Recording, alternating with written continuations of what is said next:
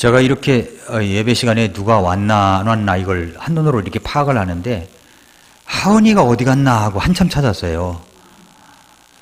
난 웬 아주 예쁜 아가씨가 앉아있나 이렇게 생각을 했는데 하은이가 아주 예쁜 모습으로 이렇게 또 참여를 했습니다. 예, 변신한 것 같아. 너무 감사드리고 여러분 광화문에 가면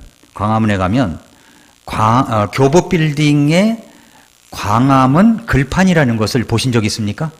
광화문 글판이 있습니다. 저도 이제 가끔 광화문에 나가면 글판에 또 어떤 글귀가 있을까 하고서 가서 사진을 찍고 그런 적도 있습니다. 그런데 광화문 글판에 들어있는 글 가운데 아주 마음을 뭉클하게 하는 그런 글귀가 있었습니다. 정현종 시인이 쓴 방문객이라고 하는 시입니다. 일부만 제가 인용을 하겠습니다. 사람이 온다는 건 실은 어마어마한 일이다. 그는 그의 과거와 현재와 그의 미래와 함께 오기 때문이다. 한 사람의 일생이 오기 때문이다. 이런 글귀였어요. 저는 설교를 준비하면서 이 글귀를 또 생각이 나가지고 야, 내가 오늘 우리 교회에 어마어마한 분들 앞에서 설교를 하는구나. 이런 벅찬 설레임이 있었습니다. 여러분은 정말로 어마어마한 분들입니다. 맞습니까? 안 맞는 것 같아요. 이렇게 자꾸만 말을 내나면. 옆에 분에게 한번 얘기할까요? 당신은, 형제님은, 자매님은 어마어마한 분이십니다. 한번 이야기를 한번 해주세요. 예. 어마어마한 분이십니다. 예. 네. 그렇게 믿으십니까? 예. 어마어마한 분이에요. 여러분은 어마어마한 분이 우리에게 오신 겁니다. 왜냐하면 그분은 오신다는 것은 그의 과거도 현재도 미래도 함께 오고 일생이 왔기 때문에 그런 것입니다. 여러분은 정말 저에게 있어서 어마어마한 분들입니다. 오늘 말씀의 제목이 성도의 자아 정체성이라는 제목입니다. 성도의 자아 정체성. 여기 성도라는 말을 썼습니다. 성도. 영어로 하면 세인트죠. 근데 천주교에서는 세인트를 모든 천주 교인들에게 그렇게 붙이지 않습니다. 오직 성인들에게만 붙여요. 성인이라고 하죠. 세인트라고 하죠. 그들은 살아있는 동안 위대한 업적을 이루었거나 여러 가지 기적을 일으킨 사람을 성인이라고 추대합니다. 추대를 하는 거예요. 그래서 성 어거스틴, 산타클로스, 성모 마리아, 성 발렌타인데이라고 부르는 거죠. 그래서 이런 용어들은 로마 가톨릭의 교리와 전통에서 나온 것들입니다. 로마 가톨릭에서는 이미 죽은 위대한 성인들의 공덕을 힘입어서 그들이 나를 보호해주고 도움을 주거나 용서를 받을 수 있다고 생각하기 때문에 죽은 사람들에게 기도하라, 죽은 사람에게 기도하라는 비성경적인 교리를 가르치고 있습니다.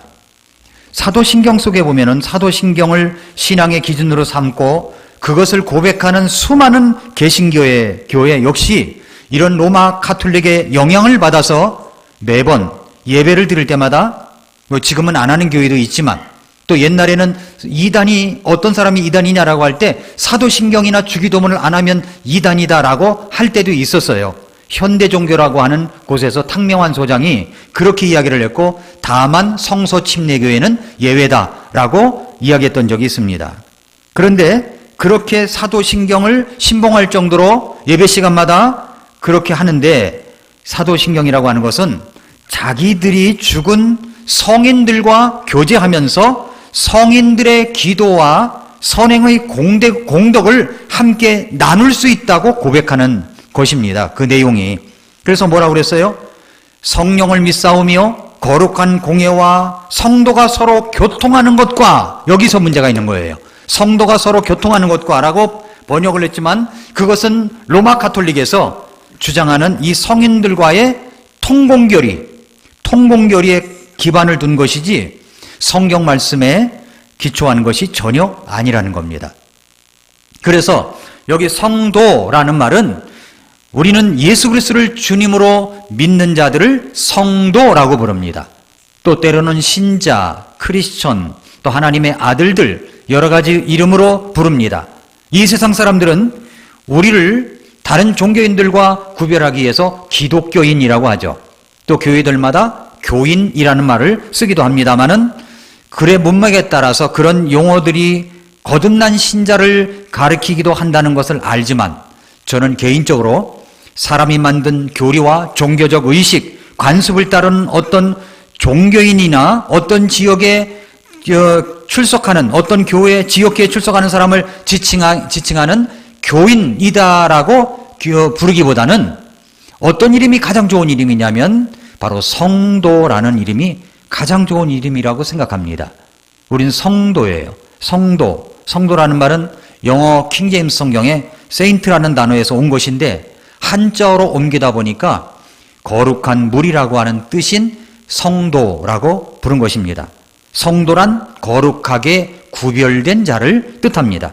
거룩하다라고 할 때는 여긴 두 가지 뜻이 있어요. 하나는 뭐냐면 하나님의 고유한 속성을 가리킬 때 거룩하다라고 하는 겁니다. 거룩하다라는 것은 하나님께만 적용되는 것이기 때문에 하나님 외에는 본질적으로 거룩한 존재가 없습니다. 그런데 또 다른 용례는 하나님께서 구별하신 것들을 가리켜서 거룩하다라고 부르는 겁니다. 거룩한 땅, 거룩한 집회, 거룩한 주일, 거룩한 입맞춤, 거룩한 손, 거룩한 찬양, 거룩한 형제들, 거룩한 도시 등의 표현이 이것에 해당된다는 겁니다. 그러므로 하나님께서 그분의 목적을 위하여 따로 구별한 자들을 성도라고 부르는 거예요. 성도. 그렇다면 우리 성도의 자아 정체성이라는 것이 무엇입니까? 여러분, 한 사람이 온다는 것은 어마어마한 일이다 라고 했는데 성도가 된다는 것은 그야말로 정말로 어마어마한 일이라는 겁니다. 그러니까 내가 성도라고 하는 사실은 어마어마한 일이에요. 내 자신은요 어마어마한 존재입니다. 이 자아 정체성을 분명히 해야 돼요. 우리는 어마어마한 존재입니다. 외모에 상관없이, 여러분이 옷 입은 것에 상관없이, 여러분에서 사는 것에 상관없이 하나님의 자녀로 구원을 받았다면 우리 자신은 하나님께서 보실 때 어마어마한 존재라는 겁니다. 믿으십니까? 네, 그렇습니다. 그렇다면 우리가 이제 오늘 말씀 속에서 우리 성도라고 할 때 이 성도의 자아 정체성이라는 게 뭐냐, 어떻게 성도의 자아 정체성을 가지고 있어야 되느냐 하는 것을 살펴봐야 됩니다. 자신이 누군지를 알아야 그 신분에 맞는 정체를 알아야 신분에 대한 각성이 있게 되고 그에 걸맞는 행동을 하게 되는 거죠. 얼마 전에 경찰이 어떤 범죄 현장에서 피해가지고 도망을 갔습니다. 피했어요. 그래가지고 그것이 이슈가 돼가지고 모든 경찰들 훈련을 다시 시키겠다, 그런 이야기가 나왔는데 어저께인가 그저께 신문에 보니까 내가 경찰이다 라고 하는 그 정체성, 이건 3년밖에 안 간다는 겁니다. 3년이 지나면 그런 정체성이 흔들린다는 거예요. 물론 다 그렇겠습니까마는 그렇지 않은 사람도 많겠죠. 정체성이 흔들린다는 거예요. 자, 내가 이제 선생님이 됐어요. 교단에 섰습니다. 그 처음에 섰을 때의 각오, 생각 몇 년이나 갈까요?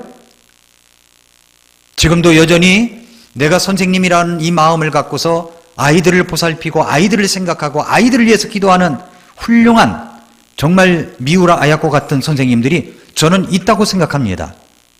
그러나 교사, 선생님이라고 하는 이 정체성, 이게 얼마나 훌륭한 겁니까? 우리는 이것을 알아야 돼요. 우리가 그리스도인이라고 하는 신분의 자각이 없이는, 우리가 성도라고 하는 이 신분의 자각이 없이는 결코 그리스도인답고 성도다운 행동이 나올 수가 없다는 겁니다. 그렇다면 한 가지씩 한번 살펴볼까요?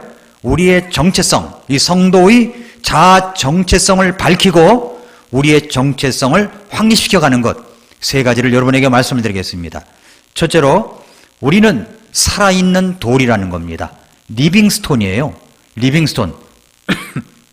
2장 4절 5절에 그 내용이 나와요.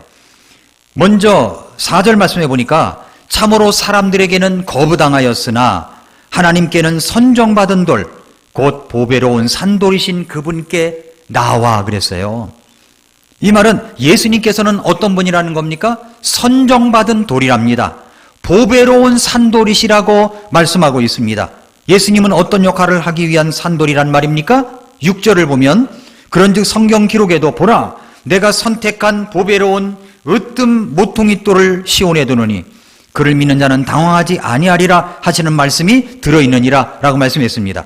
건물을 짓는데 모퉁이 돌이 얼마나 중요합니까? 결정적으로 그 모퉁이 돌 때문에 건물이 세워지는 것입니다. 모든 벽돌들은 이 모퉁이 돌에 의지해서 쌓아지는 거예요. 그러므로 모퉁이 돌이라는 말은 건물의 기초를 형성하도록 하는 돌을 말합니다. 그러니까 예수님께서 제자들에게 가르쳐 주셨던 정말 중요한 부분이 있다면 교회에 대한 말씀일 겁니다. 마태복음 16장 18절에서 또 내가 네게 이르노니 너는 베드로라 이 반석 위에 내가 내 교회를 세우리니 지옥의 문들이 그것을 이기지 못하리라 라고 했습니다. 이 말씀을 로마 가톨릭에서는 이 반석 위에라고 할 때 그 반석 위에 교회를 세운다고 할 때 그 반석을 베드로라고 이야기를 합니다. 베드로. 그래서 베드로를 초대 교황이라고 말을 하고 있고 그래서 가톨릭은 베드로의 사상을 이어받아 교회가 세워졌다고 그렇게 주장을 합니다. 그러나 말씀을 잘 봐야 됩니다. 예수님께서는 너는 베드로라 하실 때 그것은 돌을 의미하는 것이긴 합니다마는 이 돌은 모퉁이 돌 같은 큰 돌을 말하는 것이 아니라 작은 돌, 이동할 수 있는 돌을 말하는 것입니다. 또 베드로가 예수님께서 교회를 세우신 반석일 수가 없다는 것이 예수님이 마태복음 16장 18절 말씀을 하시고 나서 잠시 후에 벌어진 일을 보면 알 수가 있어요. 그게 뭐냐면은 베드로의 너무 인간적인 모습 때문에 그런 겁니다. 마태복음 16장 22절에서 예수님께서 베드로에게 베드로가 예수님께 이렇게 말합니다. 때에 베드로가 그분을 붙잡고 그분을 꾸짖기 시작하여 이르되 주여 그럴 수 없나이다. 이 일이 결코 임하지 아니하리이다. 이건 예수님께서 곧 자신은 죽을 것이고 셋째 날에 다시 일으켜질 것이다 라고 말씀하셨는데 베드로는 그럴 수 없다고 이야기를 한 겁니다. 그러자 예수님께서 23절에 뭐라고 그랬냐면은 사탄아 너는 내 뒤로 물러가라. 너는 내게 실족거리니이다. 네가 하나님에게서 난 일들을 좋아하지 아니하고 사람들에게서 난 일들을 좋아하는도다 그랬단 말입니다. 이처럼 금방이라도 사탄의 도구가 될 수도 있는 그런 연약한 인간적 기초 위에 교회가 세워졌다면 교회는 얼마나 자주 흔들리겠습니까? 그러니까 베드로 위에 교회를 세운 게 아니라 예수님 위에다 교회가 세워진 거예요. 예수님 위에. 그래서 이 반석은 누구를 가리키냐면 마태복음 16장 18절에 너는 베드로라 이 반석 위에라고 할 때 이 반석은 예수님을 두고 말하는 겁니다. 이 반석, 돌은 돌인데 움직일 수 없는 돌이에요. 움직일 수 없는 돌. 여기서 베드로라는 말은 반석을 말하긴 합니다만 페트로스라는 말은 반석의 한 조각이라는 말입니다. 작은 돌이라는 말인데 예수님이 이 반석 위에라고 할 때는 움직일 수 없는 돌, 바로 예수님을 말씀하신 것입니다. 이 구절을 예수님께서 이렇게 말씀하신 구절을 가장 잘 이해하고 가장 많이 깨달았던 사람이 누구겠습니까? 베드로입니다. 베드로. 그래서 베드로전서 2장 4절에 이렇게 이야기를 하는 거예요. 참으로 사람들에게는 거부당하였으나 하나님께는 선정받은 돌 곧 보배로운 산돌이신 그분께 나와 이렇게 말씀하는 겁니다. 베드로가 직접 증언하고 있습니다. 그 반석이 누구냐? 바로 예수님이십니다. 선정받은 돌, 보배로운 산돌이신 예수님이라고 말씀하고 있습니다. 이 선정받은 돌은 인간일 수 없습니다. 그러므로 교회는 예수님 위에 세워진 것입니다. 교회의 진정한 기초는 예수 그리스도이십니다. 그래서 그 다음에 고린도전서 3장 11절에서도 사도 바울은 이 터는 예수 그리스도라고 하였습니다. 그분이야말로 예수님이야말로 진정한 산돌이시고 보배로운 산돌이시다 라고 하면서 5절에 이렇게 말씀했어요. 너희도 살아있는 돌들로서 영적 집으로 건축되고, 이거 어떤 돌입니까? 모퉁이들의 의지에서 세워지는 벽돌과 같은 작은 돌이라는 의미입니다. 우리가 살아있는 돌들로서 영적 집으로 건축되어 가는 것입니다. 그 영적 집이 뭐냐? 바로 교회인 거예요, 교회. 이 영광스러운 교회, 그 교회의 한 가족이 될 수 있는 것입니다.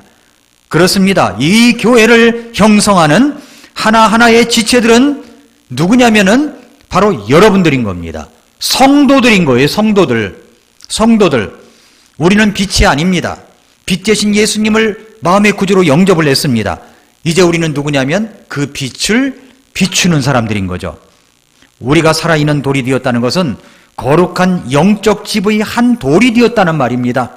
그러므로 우리는 마땅히 어떻게 살아가야 되느냐? 거룩해져 가야 됩니다. 우리는 다른 돌들과 함께 유기적인 관계를 갖고 있는 거예요.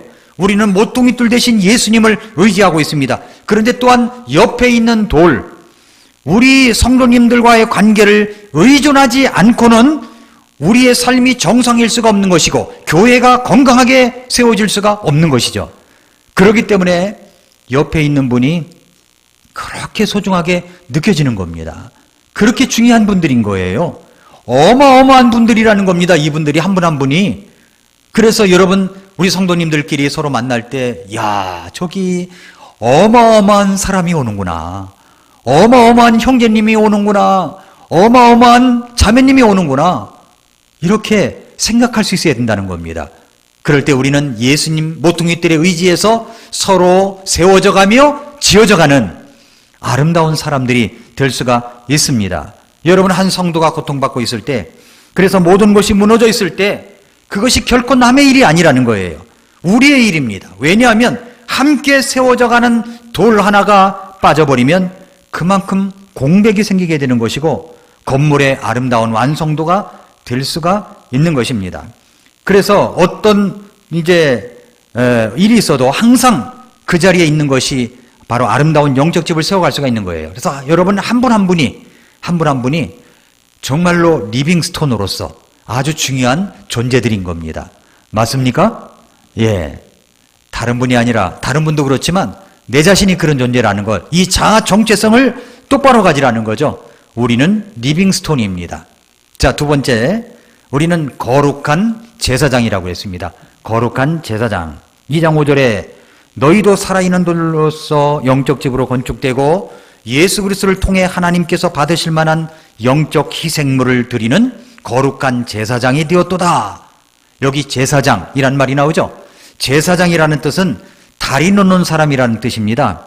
중보자라는 말이죠. 그러니까 이 제사장이라는 말을 이해하려면 구약시대 때 제사장의 역할을 알아야 됩니다.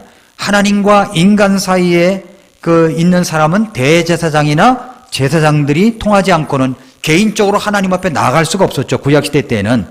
그러므로 하나님과 백성들 사이에서 중보자 역할을 한 것이 바로 제사장입니다. 제사장. 예수님이 오셨을 때, 이제 예수님이 십자가에서 죽으셨을 때 성소와 지성소를 가로막고 있는 휘장이 위로부터 아래까지 찢어졌습니다.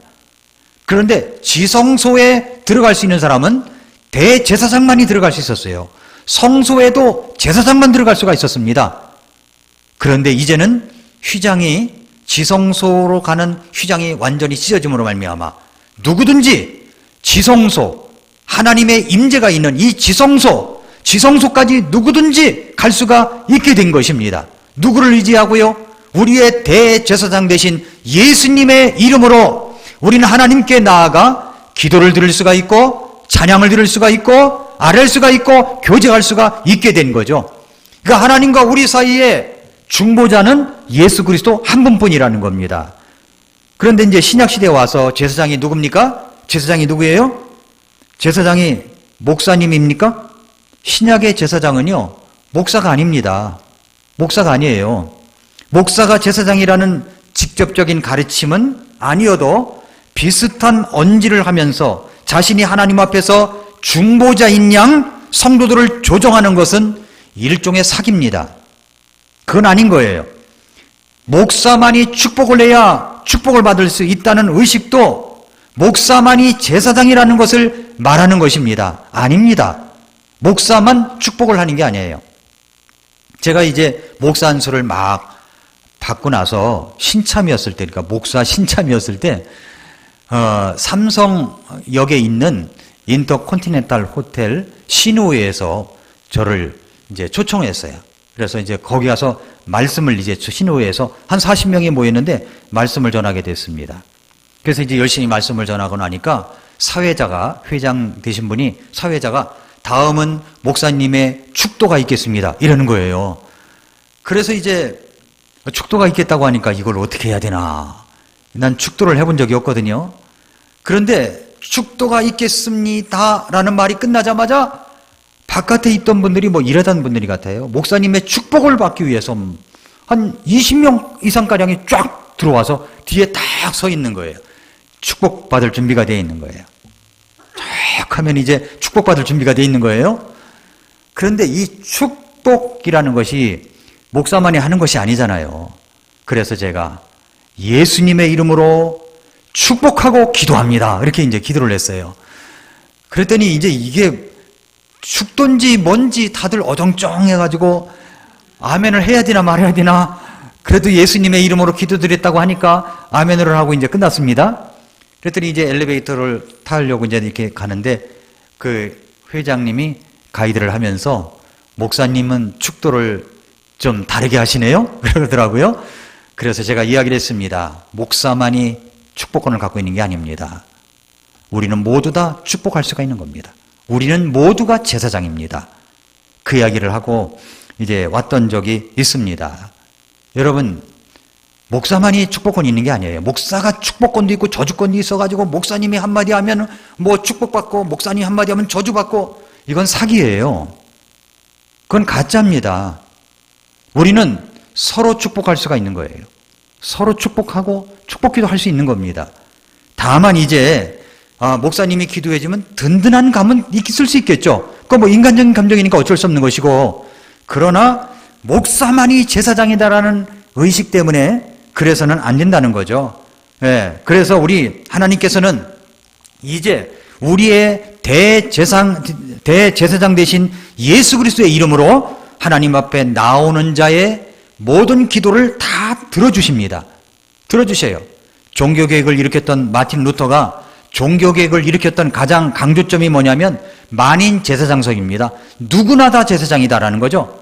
모라비안 성도들의 큰 영향을 받은 사람이었죠. 구원받은 자는 모두 제사장이라는 겁니다. 모두 제사장이에요. 그래서 우리는 모두 제사장이다. 제사장이다. 라는 의식이, 정체성이 분명하게 있어야 되는 겁니다. 그런데 제사장에게는요, 특권과 책임이 있어요. 먼저 특권을 볼까요? 어떤 특권이 있습니까? 하나님과 인간 사이의 중보자 역할을 한다고 그랬죠? 하나님과 인간 사이의 중보자가 무엇입니까? 하나님 앞에 나아가려면 예수 그리스도를 믿고 구원받아야 된다. 이 다리 역할을 하는 사람이 우리를 하는 겁니다. 구원받은 사람들이라는 거예요. 그런 의미에서 이 특권입니다. 내가 예수님을 소개합니다. 예수님을 전합니다. 이것이 다리 역할을 하는 겁니다. 내가 다리가 되는 게 아니에요. 다리가 되는 게 아니고 연결만 해주는 거죠. 예수님을 소개해 주는 거죠. 그것이 바로 우리의 특권입니다. 아무나 그렇게 할 수가 있는 것이 아니에요. 예수님 믿고 구원받은 사람들만이 그렇게 할 수가 있습니다. 얼마나 이게 놀라운 특권이에요. 아주 위대하신 예수님, 하나님 앞에 나아갈 수 있는 길을 소개한다는 것이 얼마나 놀라운 일입니까? 또 제사장에는 특권과 함께 책임이 있습니다. 책임이 어떤 책임이냐면 희생물을 드려야 되는 책임이에요. 희생물을 드려야 하는 책임. 우리가 희생물을 드려야 하기 때문에 소를 잡고 양을 잡을 필요는 없습니다. 그런 희생물, 제사는 다 끝났습니다. 제사를 드려야 한다는 그 책임은 바로 예배를 말하는 거예요. 예배. 로마서 12장 1절에 그러므로 형제들아 내가 하나님의 긍휼을 힘입어 너희에게 간청하노니 너희는 너희 몸을 거룩하고 하나님께서 받으실 만한 살아있는 희생물로 드리라. 그것이 너희의 합당한 섬김이니라. 예배라고 얘기합니다. 예배라고 하는 것은 내 몸을 거룩하게 하고 하나님께서 받으실 만한 살아있는 희생물로 드리는 것을 말하는 거죠. 그러니까 예배에 참여하는 것, 우리가 살아있는 희생물로 드리는 겁니다. 이게 특권인 거예요. 그 특권을 누리기 위하여 오늘 여러분은 이 예배에 참석하는 겁니다. 그러니까 예배에 참석한다는 의미는 대단히 중요한 거예요. 이 특권인 겁니다. 특권인 거예요. 아무나 하나님께서 예배를 받지 않으세요. 아무나 드리는 것을 받지 않으세요. 구원받은 자들, 교회 공동체가 하나님 앞에 예배를 드릴 때 그것을 받아주시는 것입니다. 그러므로 예배는 내 몸으로 주님께 드려지는 겁니다. 살아있는 희생물로 주님께 드리는 거예요. 이것이 먼저 제사장에게 있는 책임입니다. 책임. 네, 저와 여러분의 책임입니다. 그러니까 예배의 책임이 우리에게 다 있는 것입니다. 두 번째 책임이 있어요. 그 책임이 뭐냐면 히브리서 13장 15, 16절을 보세요. 15, 16절에 보니까 그러므로 우리가 그분으로 말미암아 계속해서 찬양의 희생을 하나님께 드리자. 뭘 드려요? 찬양의 희생을 하나님께 드리자는 겁니다. 자, 제사장에게 주어진 또 하나의 책임이 뭐냐면 감사예요. 그것은 곧 그분의 이름에 감사를 드리는 우리 입술의 열매니라. 우리 입술의 열매, 이것은 감사예요. 감사. 찬양을 부르고 감사하는 겁니다. 찬양을 부르고 감사하는 거예요. 여러분, 그래서 우리가 기도할 때 제일 먼저 감사해야 될 것이 무엇입니까? 우리가 하나님 앞에 기도할 때 다섯 손가락 사용한다고 그랬죠? 이렇게 손을 펴가지고 하나님 아버지 감사합니다. 용서해 주세요. 도와주세요. 예수님의 이름으로 기도합니다. 이렇게 기도한다고 그랬어요. 하나님 아버지 감사합니다. 뭘 감사하죠? 제일 먼저 감사해야 될 게 뭐죠? 나 같은 자를 구원하시고 하나님의 자녀 삼아 주셨다는 것. 이것은 나에게 나올 감사의 첫 번째 제목입니다. 공기도나 사기도나 가릴 것 없이 우리가 주님 앞에 감사할 때 나 같은 자를 구원해 주신 것 감사합니다. 우리를 구원하신 이 무리들이 여기에 모였다는 것 감사합니다. 이 감사가 넘쳐야 되는 겁니다. 이 감사가 첫 번째 와야죠. 그 다음에 두 번째, 세 번째 감사가 오겠죠. 그리고 또 하나는 뭐냐면 찬양을 드리는 거예요. 찬양도 우리 입술의 고백이라고 그랬어요. 찬양이 우리 입술의 고백입니다. 여러분, 제가 이제 찬양 인도를 할 때, 제가 이제 찬양 인도를 좋아하고 또 하고 싶고 그러는 겁니다. 찬양 인도를 할 때, 찬양 인도자는요, 그 흐름이 끊기지 않기 위하여 침을 삼키는 그 시간조차도 안 끊기려고 합니다. 한번 경험을 다 시켜봐야 되는데, 우리 집사님들 돌아가면서 한번 경험을 시켜볼까요? 왜냐하면 이 찬양을 앞에서 인도를 하다 보면요, 내가 멈춰지면은 왜 멈췄지? 이런 생각이 들잖아요. 그럴 때 이게 끊기지 않게 하기 위하여 그 침 삼키는 것도요, 조절이 필요해요. 우리가 하나님 앞에 찬양을 드릴 때 이런 자세가 필요하다고 생각합니다. 모두 다 하나님 앞에, 내가 앞에 서서 무대에 서서 찬양을 드릴 때 얼마나 감사합니까? 정말로 주님 앞에 소리 높여 찬양을 부리는 거죠. 찬양을 드리는 겁니다. 이것이 바로 희생을 드리는 거예요. 이것이 바로 우리가 하나님 앞에 책임입니다. 책임. 우리가 이제 12월이 되면 이제 우리가 감사주의를 드립니다. 하나님 앞에 1년 동안 지금까지 지내온 것 주님의 크신 은혜입니다 라고 생각을 해서 추수감사주일 11월 셋째 주일날 하는 것은 미국의 경우는 그렇다고 할 수 있지만 우리는 그때 이제 추수도 다 이제 끝나지 않은 것도 있고, 그런데 1년 동안 지내온 것을 오히려 감사하자라는 마음에서 연말 감사로 우리가 주님 앞에 드리고 있습니다. 그런 감사도 저 힘 있는 감사, 희생이 있는 감사, 이런 감사가 있을 때 우리 하나님께서 기뻐하신다는 겁니다. 이런 감사가 우리에게 있는 거죠. 그리고 히브리서 13장 16절에 보면은 계속된 책임을 이야기하고 있는데, 오직 선을 행하는 것과 나누어 주는 것을 잊지 말라. 하나님께서는 이 같은 희생을 매우 기뻐하시느니라. 선을 행하는 것도 우리의 책임입니다. 나누어 주는 것도 책임입니다. 여러분이 개인적인 이름으로 누군가를 도와주면은 그것이 그 사람에게, 그 사람을 향한 부담이 됩니다. 그러나 여러분에게 정말 어떤 지목이나 또 내지는 뭐 구제나 이런 장학헌금이나 이런 걸로 주님 앞에 드려지면 그것을 가지고 교회 이름으로 구제를 하고 교회 이름으로 또 분배를 하기 때문에, 나눠주기 때문에 교회에 감사할 수가 있다는 겁니다. 그래서 교회를 통해서 하는 게 그렇게 중요한 것입니다. 선을 행하는 것도 책임이고 나누어 주는 것도 책임입니다. 하나님께서는 이 같은 희생을 매우 기뻐하신다고 말씀하셨습니다. 이것이 바로 우리의 책임입니다. 베드로전서 2장 5절을 다시 볼까요? 너희도 살아있는 돌들로서 영적 집으로 건축되고 예수 그리스도를 통해 하나님께서 받으실 만한 영적 희생물을 드리는 거룩한 제사장이 되었도다. 이 특권과 책임을 빼앗기지 마십시오. 누리시기를 바랍니다. 영적 집으로 건축되어 가는데 예수 그리스도를 통해서 하나님께서 받으실 만한 영적 희생물을 드리는 거룩한 제사장이 되어야 한다는 것입니다. 이것이 바로 특권이자 책임인 거예요. 베드로전서 2장 9절에 뭐라고 그랬습니까? 너희는 선정된 세대여 왕가의 제사장이여 말씀했습니다. 우리는 왕가의 제사장입니다. 왕가의 제사장이에요. 그냥 제사장이 아니라 만왕의 왕 되신 예수님의 왕가의 제사장이 된 사람들입니다. 제사장은 특권이 있고 책임이 있습니다. 이 특권과 책임을 누리시는 여러분들 되시기를 바랍니다. 마지막입니다. 마지막은 성도의 자아 정체성, 거룩한 민족, 특별한 백성이 되는 겁니다. 거룩한 민족, 특별한 백성이라는 정체성을 가져야 되는 거예요. 2장 9절에 그랬죠. 그러나 너희는 선정된 세대요 왕가의 제사장이요 거룩한 민족이요 특별한 백성이니. 거룩한 백성이요 거룩한 민족이요 특별한 백성이니. 우리는 선정된 세대래요. 선정된 세대. 여러분 출애굽기 19장 5, 6절에 보니까 그러므로 이제 너희가 참으로 내 목소리에 순종하고 내 언약을 지키면 너희는 내게 모든 백성들보다 뛰어난 특별한 보물이 되리니. 특별한 보물이랍니다. 이는 온 땅이 내 것이기 때문이라. 또 너희는 내게 제사장 왕국이 되며 거룩한 민족이 되리라. 네가 이스라엘 자손에게 고할 말들이 이러하니라.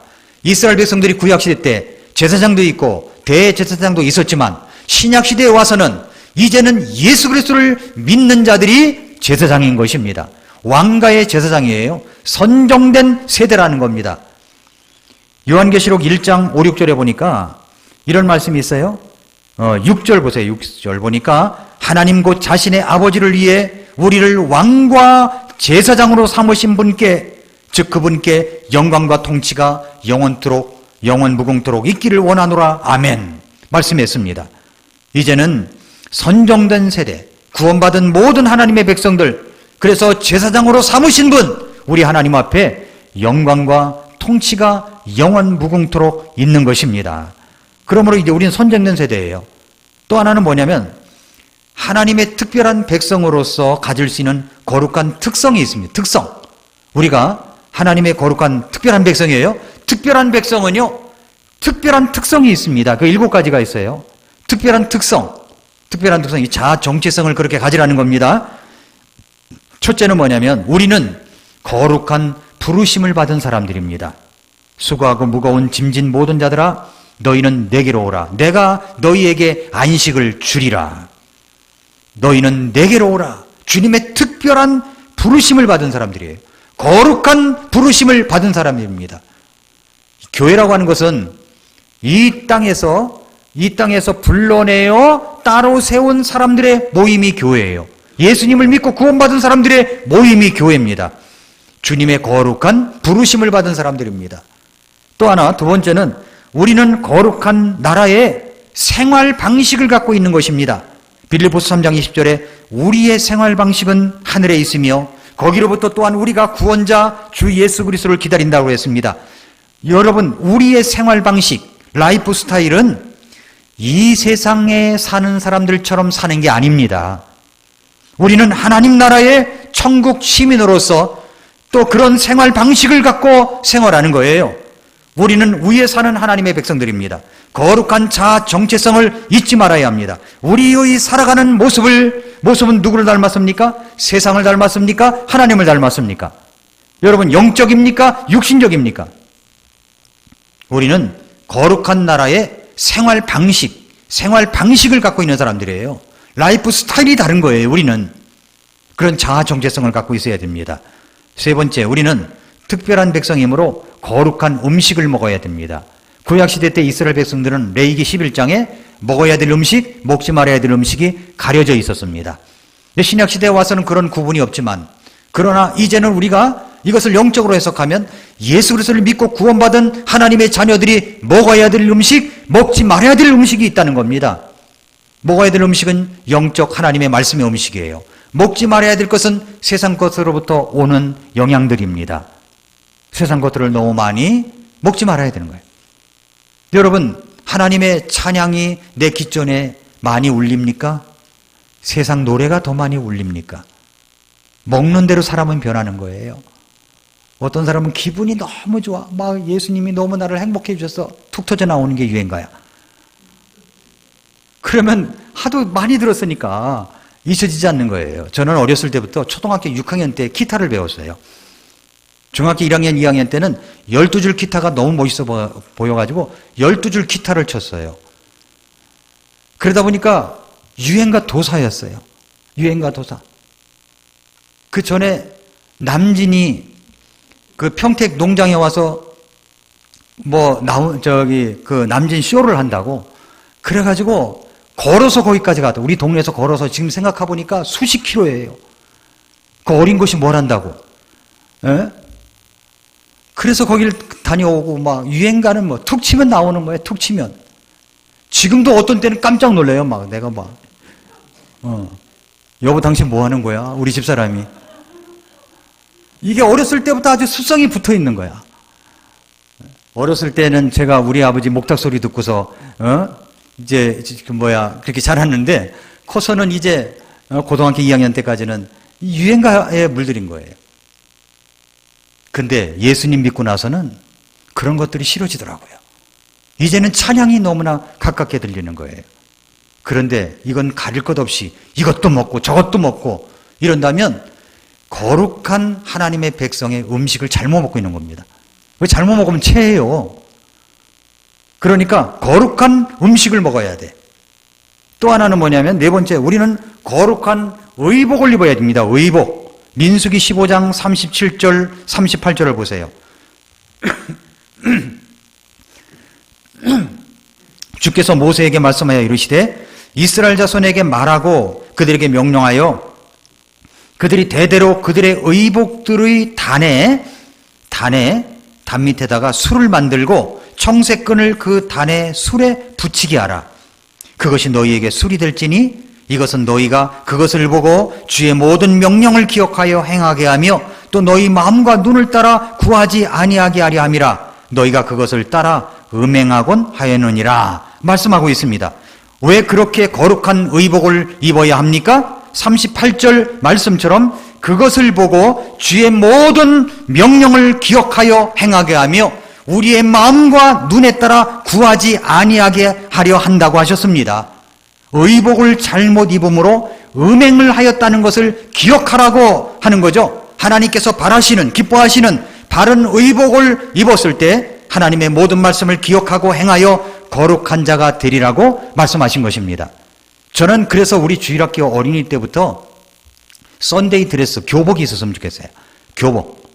그래서 우리 남자아이들은 정장에다가 넥타이를 메고 오고 우리 아이들은 이제 무릎 밑으로 내려가는 치마를 입고 오고 그렇게 해서 우리 주일학교에 들어오려면은 교복이 있어야 된다 해서 애들이 와가지고서 거룩하게 하나님 말씀을 배운다면 어렸을 때부터 그것이 자라가면서 아 그렇게 입어야 된다라는 것이 이것이 몸에 붙지 않겠습니까?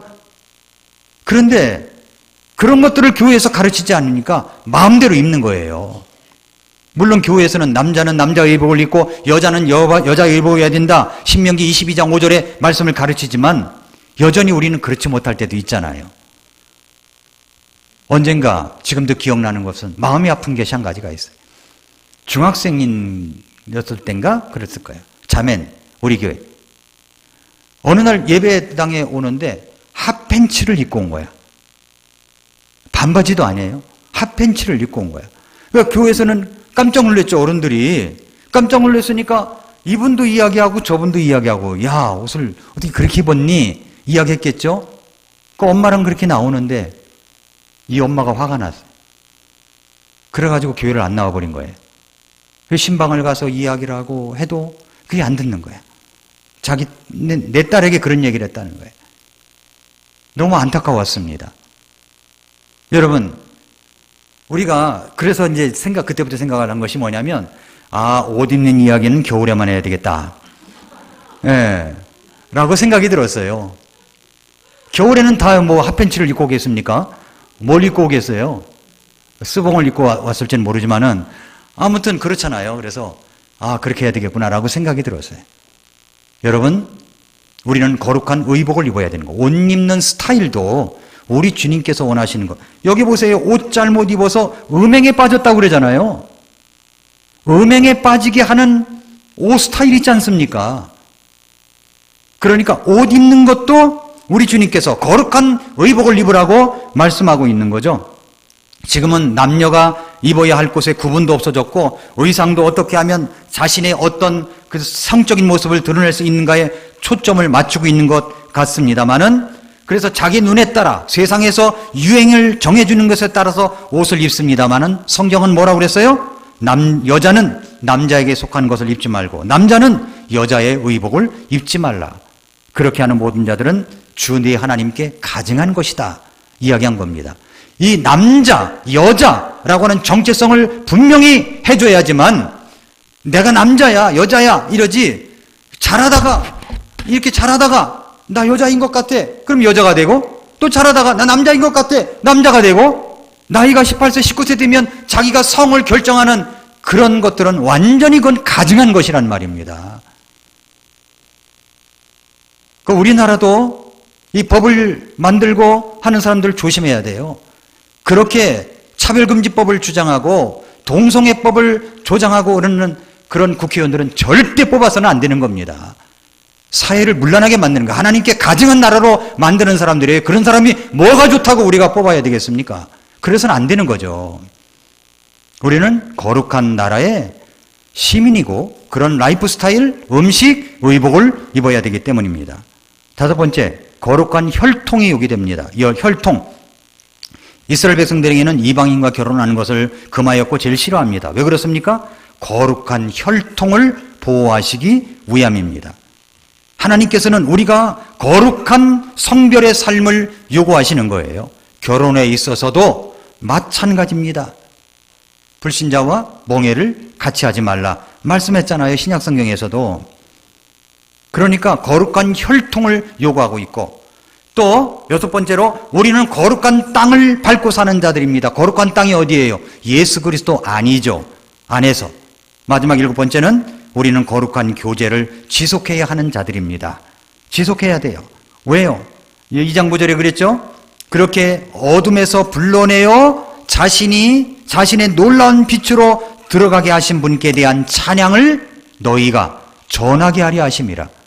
교제함으로 함께 전하고 있는 거죠. 전해야 되는 겁니다.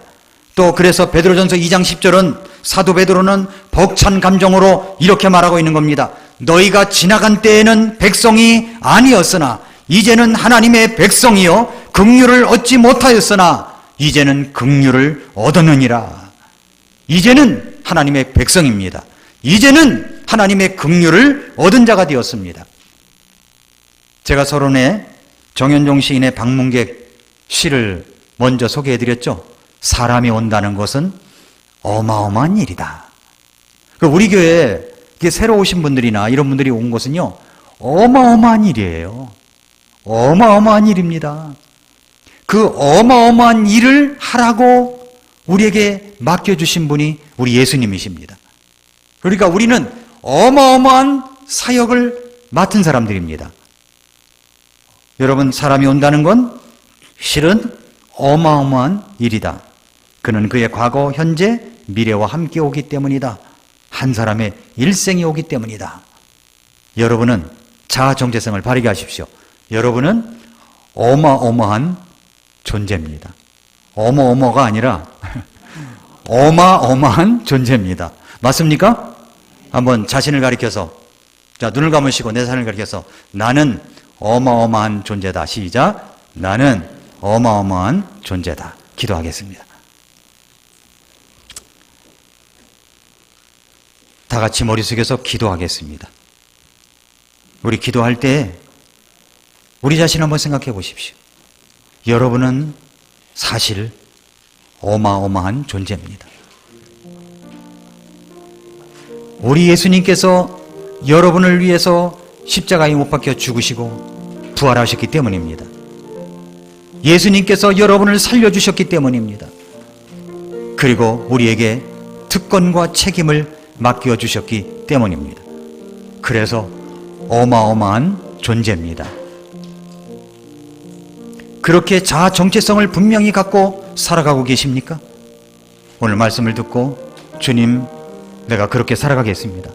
내가 어마어마한 존재라는 자아 정체성을 갖고 이 세상에서 믿음의 빛을 발하며 살아가겠습니다.